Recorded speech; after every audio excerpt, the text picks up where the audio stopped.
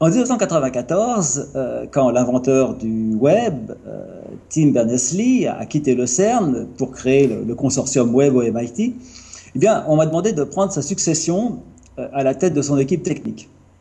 Il y avait là une dizaine d'ingénieurs. Et ma première tâche, en tant que directeur de l'équipe technique, a été d'organiser la distribution de la version 3. Elle était attendue depuis longtemps, la version 3 du logiciel web. Parce que depuis plusieurs années, le CERN mettait à disposition de la communauté librement et gratuitement son logiciel web.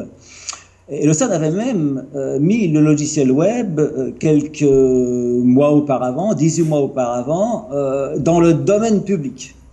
Alors ça, c'était pas très astucieux, parce que n'importe qui, finalement, durant ces 18 mois, aurait pu se l'approprier. Parce que domaine public, ça veut dire renoncer à la propriété intellectuelle. Alors, ce que j'ai fait, ce qu'on a fait au CERN, c'est d'organiser la distribution de cette fameuse version 3 sous la forme de logiciels libres open source. Alors, ce qui veut dire l'open source, c'est de dire, voilà, moi, le CERN, ce logiciel m'appartient toujours. Il appartient au CERN, donc personne ne peut se l'approprier. Mais je donne à quiconque, sans discrimination, le droit perpétuel et irrévocable de l'utiliser et de le modifier librement.